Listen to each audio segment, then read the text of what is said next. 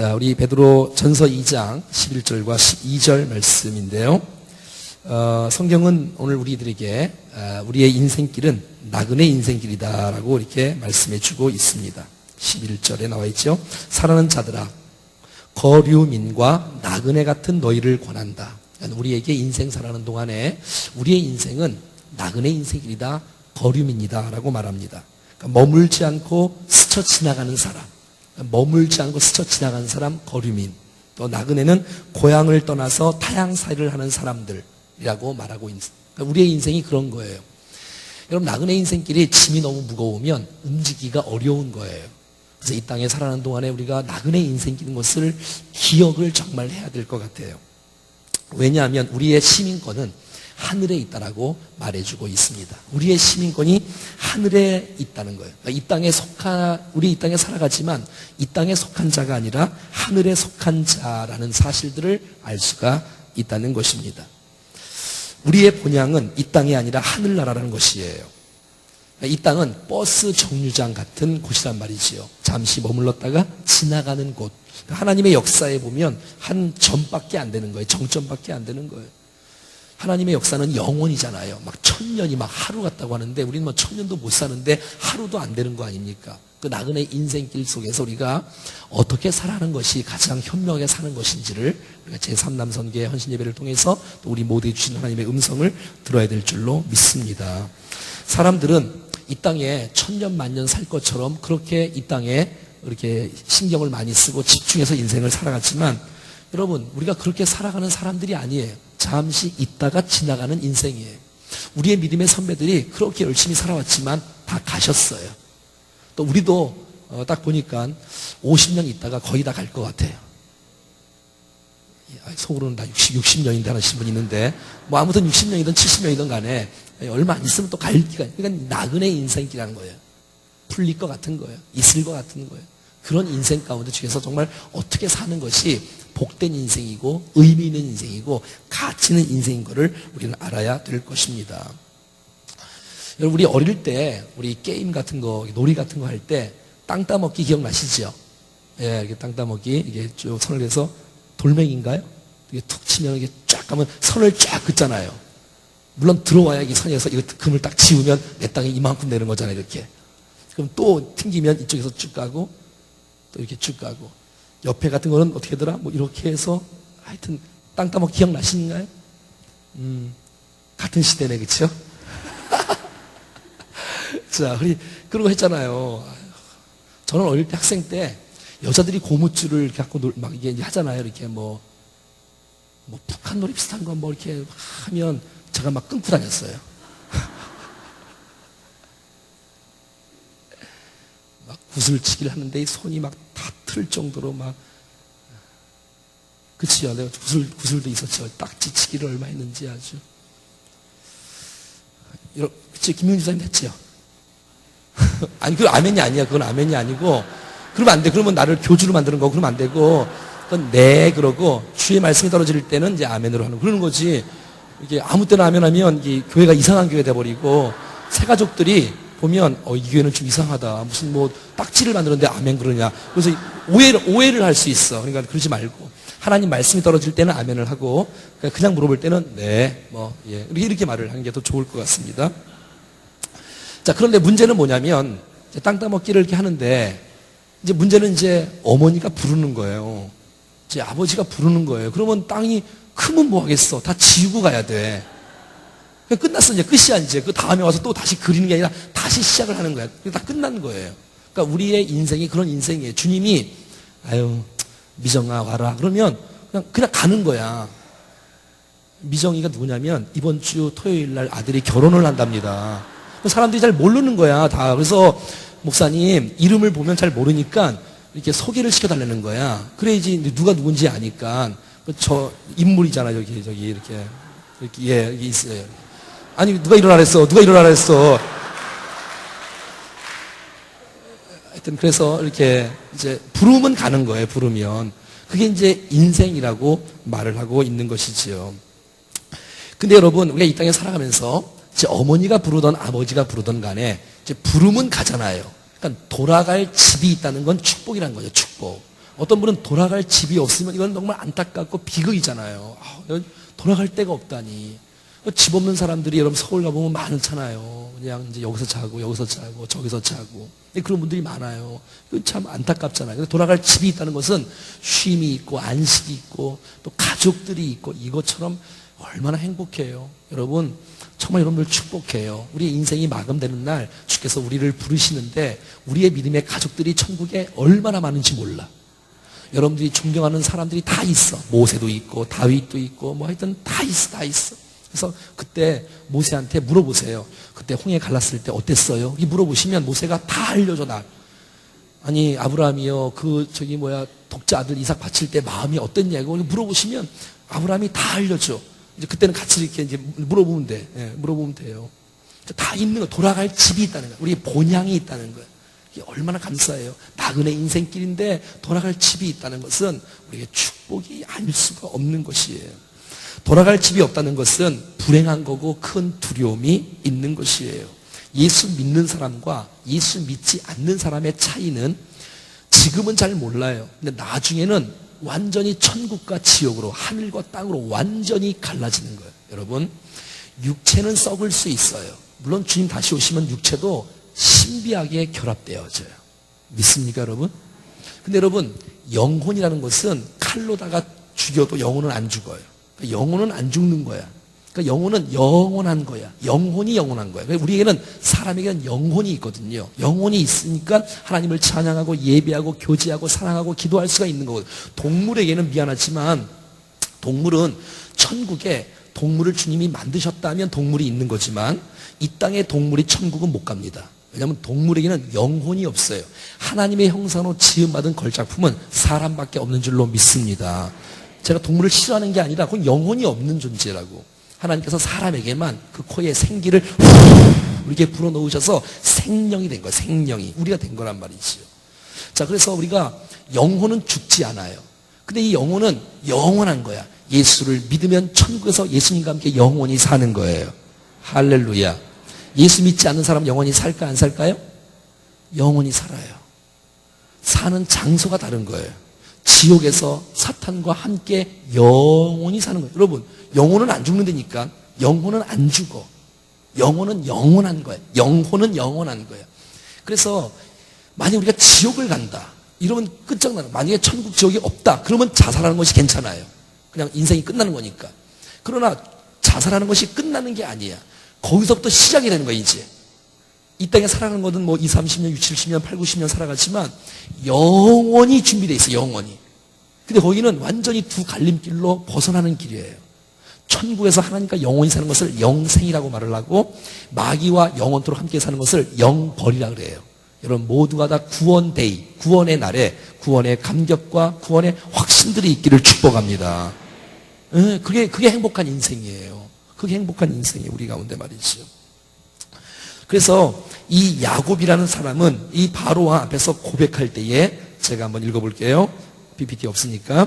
창세기 47장에 보면 9절 말씀에 이렇게 나와 있어요. 야곱이 바로에게 아뢰되 내 나그네 길의 세월이 130년이니이다. 내 나이가 얼마 되지 못되니 우리 조상의 나그네 길의 연조에 미치지 못하나 험악한 세월을 보내었나이다.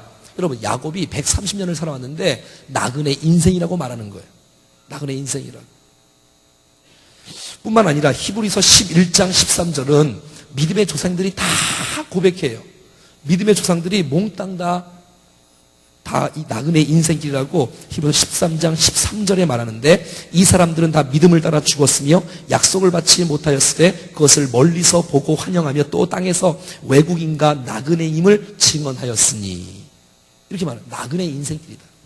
우리의 믿음의 조상들도 나그네 인생길이었고 또 우리의 인생들도 나그네 인생길이다라고 성경은 말해주고 있다는 것입니다. 그러니까 여러분 나그네 인생은 세상에 매이지 않는 인생이에요. 그게 굉장히 축복이잖아요. 나그네 인생이 아니면 이 세상이 전부인 양 살아갈 텐데 이 세상이 전부가 아닌 듯한 모습으로 살아가는 거예요. 매이지 않는 거예요. 그리고 나그네 인생은 갈 데가 있기 때문에 죽음을 두려워하지 않아요. 난 여러분들을 축복하는데 이 세상에 매이지 않게 되기를 바라고 죽음을 두려워하지 않기를 바랍니다. 그게 신앙이에요. 그게. 그게 나그네 인생길을 살아가는 데 있어서 왜? 갈 곳이 있으니까 나는 죽음을 두려워하지 않는다라고 말하는 것이지요. 자, 그러면 오늘 본문에 나타난 나그네 인생길은 몇 가지 해야 될 지침들이 있다라고 성경은 말해주고 있습니다. 자, 11절 같이 베드로 전서 2장 11절을 다 같이 읽겠습니다. 시작. 사랑하는 자들아, 거류민과 나그네 같은 너희를 권하노니 영혼을 거슬려 싸우는 육체의 정욕을 제어하라. 여러분, 나그네 인생길을 살아가면서 중요한 교훈의 메시지가 뭐냐면 한번 따라하겠습니다. 육체의 정욕을 제어하라. 이걸 하라는 거예요. 육체의 정욕을 제어하는 거예요. 남자들이 이 땅 가운데서 육체의 정욕을 제어하기만 하면 이 세상은 평화의 도시, 거룩한 도시로 변할 줄로 믿습니다. 근데 우리가 거룩하지 않는 거예요. 신앙생활을 해도 거룩하지 않는 모습이 너무 많은 거예요. 세상의 정욕대로 인생을 사는 거예요. 시간을 정욕에 더 많이 투자하는 거예요. 생각을 정욕에 많이 더 투자하는 거예요. 주님이 기뻐하지 않아요. 왜 기뻐하냐면 오늘 11절 말씀에 한번 따르겠습니다. 영혼을 거슬리기 때문에. 시작. 육체의 정욕을 제어하는 거야. 붙잡으라는 거야. 왜? 그 육체의 정욕은 영혼을 거슬린다는 거예요. 우리가 영혼이 믿음이 성장하고 성숙함에 있어서 이것이 방해된다는 거예요. 육체의 정욕이. 여러분, 주님은 다 알아요. 우리가 육신의 정욕이 약한지. 우리의 안목의 정욕이 약한지를 주님이 다 아세요. 그래서 성경에 그렇게 많은 부분에서 육체의 정욕을 피하라. 육체의 정욕과 안목의 정욕과 이생의 자랑 이렇게 살지 말라는 거예요. 왜 잠깐의 기쁨을 위해서 인생을 드리느냐. 나그네 인생길 가운데 그렇지 말아라. 그 육체의 정욕은 영혼을 거슬린다. 그래서 영혼이 육체를 지배해야지 육신이 영혼을 지배하면 망하는 인생이에요. 근데 그 여자들도 뭐 만만치 않을지도 몰라.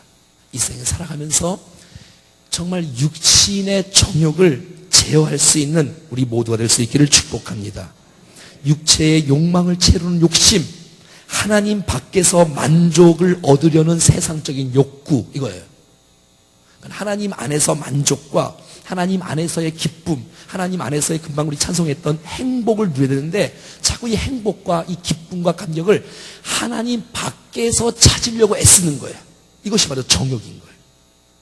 하나님 바깥에서 여러분이 세상에서 잠깐 즐기는 그것의 정욕을 위해서 인생을 들이지 말라라고 말하고 있는 거예요. 제3남선교회는 30대, 40대일 거예요. 이제 그걸 또 나눠야 되는데 사실은. 그래서 이제 그분들이 이 땅에 살아가면서 정말 거룩한 남성들로 세워진다면, 거룩한 아버지들로 성숙할 수 있다면 정말 가정은 변하고 직장은 바뀌고 세상은 변화가 될 것이에요. 근데 너무 타락한 도시에 우리가 살고 있어. 시대에. 보통 시대가 아니에요. 우리의 영혼을 거스린다는 것이에요. 그래서 우리 안에는 우리가 오전에 제가 설명을 다 오전에 시간 때문에 많이 못 드렸는데 영적인 싸움이 우리 안에서 시작이 돼요. 우리 안에서. 이건 밖의 문제가 아니야. 뭐 미국이 지금 어느 나라를 공격을 하느니 마느니 그 문제가 아니라 우리 안에서 전쟁이 지금도 막 일어나고 있어요. 영적 전쟁이에요. 여러분, 영적 전쟁은 예수를 믿은 다음부터 시작되는 거예요. 이제 우리에게. 물론 우리는 뭐 걱정할 필요는 없어요. 그것에 두려워할 필요는 없어. 하지만 그것이 만만치가 않아. 끈질기요. 물론 우리는 이길 수 있는 무기가 우리 안에 있는 것은 사실이에요. 근데 그것을 활용을 못하는 거야. 여러분, 목사라고 활용해서 이기는 게 아니야. 예수 그리스도의 피를 믿고 성령의 능력을 가진 여러분 모두 다는 이미 승리를 할 줄로 믿습니다. 그 마음의 믿음을 갖고 나가야지. 주께서 말씀하지 않습니까? 영혼을 거슬려 싸우는 육체의 정욕을 제어하라. 뭐 일을 하느냐 안 하느냐, 뭐 얼마나 잘 나가냐 안 나가냐, 그런 건 중요하지 않아요. 그건 두 번째예요. 우리가 자신이 먼저 거룩한 사람인가, 이게 능력인 줄로 믿습니다. 그 안에 정말 거룩의 능력이 회복되어지고 순종의 능력이 회복되어지고 순결의 능력이 회복되어져야 하나님께서 그 인생 가운데 복을 주십니다. 양다리를 걸치는 사람에게 어떻게 복을 줄 수 있으며 양다리를 걸치는 사람에게 어떻게 능력을 받을 수 있으며 은사를 받을 수 있겠어요? 그럴 수가 없어요. 하나님은 순결한 자에게 은혜를 주시고 성결한 자에게 복을 주신 줄로 믿습니다. 여러분 잘 들어보세요. 우리가 하나님은 속일 수 없어요. 내가 아내도 속일 수 있고 남편도 속일 수 있을지 몰라도 하나님은 다 알고 계세요. 정말 거룩한 사람으로 새롭게 될 수 있기를 축복합니다. 여러분, 우리의 영혼이 망가지는 거예요. 영혼이 거슬리는 거예요. 여러분, 영혼이 육체를 지배하는 삶이야말로 정말 행복한 인생이고 축복의 인생이지, 육체가 영혼을 억누르고 육체대로 인생을 살면 망하는 인생이라는 사실들을 우리 모두 다 명심해야 될 것입니다. 여러분, 우리 안에 여전히 죄성이 있어요. 육체의 소욕이 있어요. 죽는 날까지 우리는 이 육신의 정욕과 또 이 영적인 이 성령의 소욕과 이 새 사람과 옛 사람이 싸우는 거예요. 싸우는 거예요. 그래서 이 갈라디아서는 이 성령의 소욕과 이 육체의 소욕이 계속 있는 거예요. 여러분, 육체의 소욕은 로마서 7장 5절 말씀에 사망의 열매를 맺는다라고 성경은 말해주고 있어요. 제가 한번 읽어볼게요. 로마서 7장 5절인데요. 우리가 육신에 있을 때 율법으로 말미암아 죄의 정욕이 우리 지체 중에 역사하여 우리로 사망을 위하여 열매를 맺게 하였더니, 그러니까 육신의 정욕은 우리에게 사망의 열매를 맺는다고 경고하십니다. 그러니까 성령의 소욕대로 인생을 살아야, 이 성령의 소욕이 이 육체를 압도해야 믿음의 일꾼으로, 거룩한 일꾼으로, 능력의 일꾼으로 살아갈 수 있는데, 그렇지 아니하면 사망의 열매를 맺는다고 성경은 말해주고 있는 거예요. 그래서 갈라디아서 5장 16절은 성령을 쫓아 행하라고 말하고 있어요. 내 힘으로 할 수 없는 일을 내 안에 성령께서 우리를 도우시는 은혜가 있을 줄로 믿습니다. 주님은 우리가 주의 뜻대로 살아갈 수 있도록 성령께서 우리 가운데 후원해 주시며 이끌어 주시며 죄된 모든 육신의 저역들을 막을 수 있는 능력을 공급해 주시는 줄로 믿습니다. 그래서 여러분, 성령을 쫓아 행하라고 말하고 있는 거예요. 육신의 정욕을 제어하는 거예요. 영혼을 거스린다는 거예요, 그것은. 그래서 꼭 기억해요. 그래서 이 땅에 살아가면서 우리가 육신의 정욕대로 인생을 살지 말고, 안목의 정욕대로 이생의 자랑으로 인생을 살지 말고, 정말 영혼을 거스리지 않고 성령이 소욕을 따라 성령이 나를 지배하며 살아가는 우리 모두가 되기를 축복합니다. 12절입니다. 12절 히브리서 11장 베드로전서지요. 베드로전서 2장 12절입니다. 시작. 너희가 이방인 중에서 행실을 선하게 가져 너희를 악행한다고 비방하는 자들로 하여금 너희 선한 일을 보고 오시는 날에 하나님께 영광을 돌리게 하려 함이라. 아멘. 여러분, 12절에 뭐라고 말하냐면, 너희 선한 일을 보면, 그러니까 선한 일을 하라는 거예요. 그러면 주님께서 우리에게 은혜를 베풀어 주시고 영광을 받으신다라고 말하고 있는 거예요. 한번 따라해볼까요? 선한 일을 하라. 선한 일을 하라고 말하고 있어요. 근데 어디서 선한 일을 하라고 말하고 있냐면, 여기 12절 보니까 너희가 이방인 중에서 행실을 선하게 가져. 자, 어디서 선한 행실을 가지라고 말하고 있어요? 이방인 중에서. 그러니까 교회 안에서만 거룩한 모습으로 봉사하고 선한 역사를 볼 뿐만 아니라 이방인 중에서 하나님을 모르는 백성들, 아니 도리어 그들이 우리 예수 믿는 사람들을 핍박하고 조롱하고 비난하고 저주하는 백성들 틈에서, 우리의 현장 가운데서, 우리의 사업장에서, 우리의 직장에서, 우리의 생활 현장 가운데서 선한 일을 하라고 도전하고 있는 것이에요. 그러니까 믿는 사람들끼리 그냥 우리끼리 모여서 예배드리고 뭐 좋은 일 하는 거, 이건 웬만하면 할 수 있어요. 근데 우리의 삶의 현장 속에서 이방인들이 많은 그곳에서 사랑을 가지고 증거해야 그것이 바로 하나님께 영광을 돌린다고 말하고 있는 것입니다. 이방인 중에서 행실을 선하게 가져 너희의 악행한다고 비방하는 자들로 하여금, 그러니까 사람들이 다 오해하는 거예요. 예수 믿는 사람들을 비방하는 거예요. 교회를 욕하는 거예요. 막 기독교를 개독교라고 막 욕하는 거예요. 그런 사람들 앞에서 지금 많은 사람들이, 그래서 이 교회가 다 문 닫고 또 이 교회가 전도가 문이 막히고 나 손가락질 한다 할지라도, 여러분, 주께서 우리 가운데 희망과 해답을 주고 있는 거예요. 지금도 사랑을 베푸는 곳에, 선을 베푸는 곳에, 은혜가 있는 곳에, 낮아지는 곳에, 그를 감싸는 곳에, 그를 축복하는 곳에 그들의 마음을 열기 시작할 것이며 그들은 움직이기 시작할 것이며 저들이 행복축제에 다가오는 놀라운 축복이 있을 것입니다. 여러분, 우리가 전도지를 나눠주는 거, 이거 너무너무 중요한 일이에요. 이거 해야 되는 거예요. 주의 명령이야. 뭐 무슨 일이 있던 없던 걸 해야 돼. 하지만 이거를 주는 만큼 주는 자의 합당한 모습이 이루어져야 되는 거예요.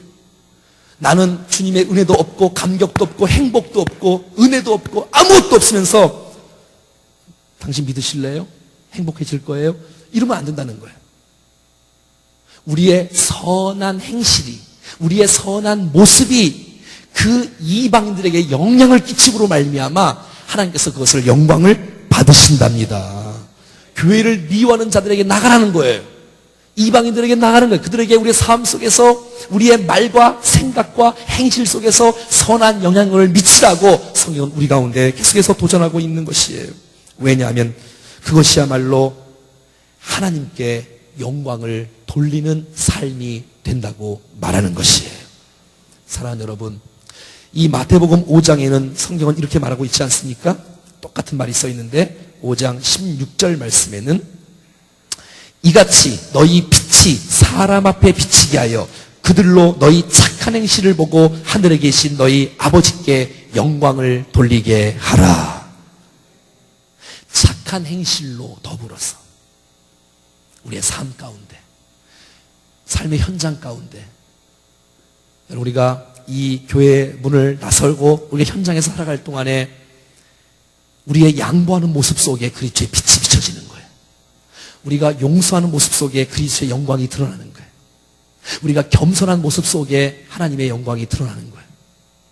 그런 삶이 됐을 때 삶의 영향력이 흘러가며 주위 있는 사람들이 가슴을 열고 마음을 열고 예수를 영접할 마음이 있고 그런 우리를 바라보고 저 집사님은 진짜다. 많은 교회가 있지만 저 교회는 진짜 교회다. 안 믿는 사람들이 저 목사는 진짜 목사다 라는 모습들이 있을 때 하나님께 영광이 된다는 것이에요. 그런데 그들을 봤을 때 우리를 보는데 아니 저분이 예수를 믿는다고? 아니 저분이 교회를 다녀? 충정교회야? 아휴, 나 말하지 마. 나한테 말하지 마.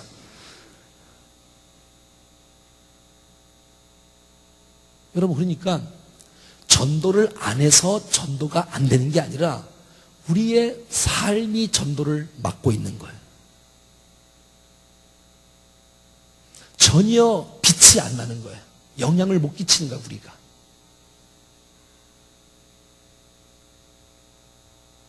이제 군대 가보면 사실 고문이라는 말은 좋은 말인데 이제 고문관들이 있어, 고문관. 교회는 간다고 해. 근데 그 군인들이 교회 가는 건 얼마나 좋은 일입니까? 그런데 이 훈련을 이제 일주일 동안, 한 달 동안 매일마다 받잖아요? 그러면 잘해야지요. 늦장 부리고 그 사람 때문에 이 부대가 망가지고 이러면 누가 그 예수 믿는 그 병사를 존중하고 그 사람이 믿는 예수를 믿겠습니까? 죄송합니다. 저는 뭐 사회를 활동을 많이 안 해봐서. 여러분, 얼마나 힘드시겠어? 여러분, 목사하면 얼마나 편한지 알아요? 그냥 마음껏 예수 믿고, 마음껏 뭐 해도 뭐 누가 뭐라 그랬어. 목사니까 뭐. 여러분들은 이게 이제 집사면서, 권사면서, 장로님이면서 이렇게 이제 생활을 하니까 이게 얼마나 힘드시겠어. 다 안 믿는 사람들과 함께. 술 한잔 해. 오늘 회식이야. 같이 가. 요즘에 다 뭐 다 하던데 뭐 딴 교회 뭐 집사님들도 하던데 뭐 괜찮아. 괜찮아. 내 비밀로 해줄게. 해줄게. 먹는 순간 어떻게 하겠어요, 여러분? 만약에 야, 쟨 가짜다.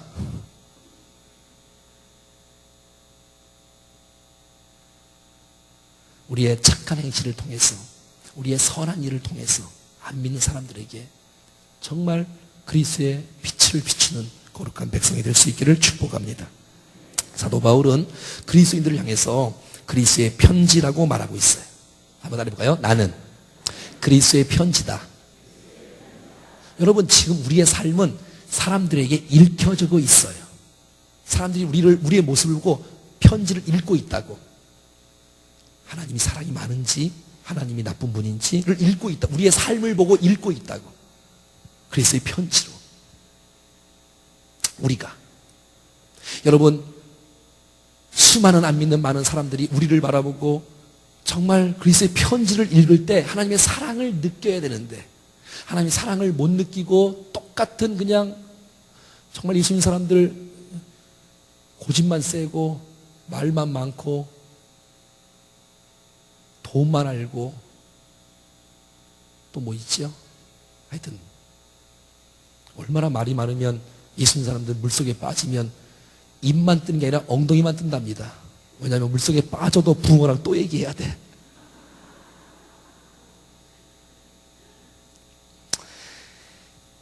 여러분, 이 베드로 전서를 쓸 때에는 예수님 사람들이 핍박을 받고 있을 때입니다. 고난에 있을 때 그들은 이 공예배를 이런 교회 예배당에서 못 모였어요. 지하에 들어갔어요. 카타콤에 들어갔어요. 힘들게 들어갔어요. 그러면 기독교가 없어지잖아요. 그런데 여러분, 그들의 선한 행실이 이 로마를 바꿨어요. 여러분, AD 313년에 로마가 기독교를 국교로 공인한 그때에 기독교가 9%였어요. 9%.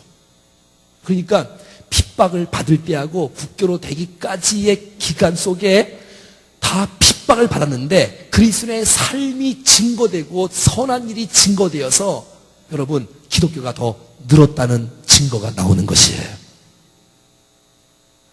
또 한 가지는 그 당시 로마 사람들은 그리스도인들을 며느리로 삼았다고 합니다. 왜냐하면 그리스도인들 딸들은 모두가 다 선한 일의 행실을 살았기 때문에 로마 사람들이 그 유대인들을 그리스도인들을 부인으로 삼는 거예요.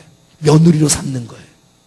그걸 보면 이 핍박과 환난 중에서도 그리스도인들이 얼마만큼 믿음으로 살았는지를 사랑으로 살았는지를 증명해 보이는 것이에요. 사랑하는 여러분, 전도의 문을 가로막는 것은 우리의 선한 모습이 아닌 모습이 전도를 가로막는 것입니다. 여러분, 제가 여러분 전도 얼마나 좋아하겠어. 평생 전도한 사람인데. 여러분, 전도하는 것만큼, 신문을 뿌리는 것만큼 우리의 삶이 따라가야 전도의 문이 열려지는 놀라운 축복이 있다는 사실을 기억하십시오. 그래야 세상이 바뀌는 거예요. 그래야 이 충정교회가 원주 땅에 있는 존재 가치의 목적이 이루어지는 거예요. 교회는 있는데, 교회 안에서는 은혜가 있는데 밖에서는 꽝이다. 그러면 존재 가치가 없어. 그런 교회 또 하나 있으면 세상을 구원을 못 시켜. 여러분, 교회는 우리만의 그냥 잔치를 하기 위해서 모인 공동체가 아니에요. 이 교회에 연약한 사람이 들어와야 돼. 우리도 먼저 들어와서 때를 벗긴 사람들 아닙니까? 또 들어와야 돼. 잘했다고 비난하지 말고, 잘했다고 여러분이 등을 밀어주셔야 돼. 한번 따라해봐요. 새 가족이 오면 내가 등을 밀어줘야지. 시작. 내가 밀어. 왜? 나도 조금 전에 들어왔잖아. 그것도 은혜로, 그것도 잘나서가 아니고. 그러면 오셔서 손 한번 잡아주고 인사 한번 해주고 좀 인도해주고 주중에 좀 전화해줘서 밥 좀 사주고. 여러분의 선한 행실이 전도의 문을 연다는 사실을 기억하며 전도지와 여러분의 생활과 같이 전도할 수 있기를 축복하고요, 그걸 통해서 하나님께 영광을 드러내는 축복이 있기를 바랍니다.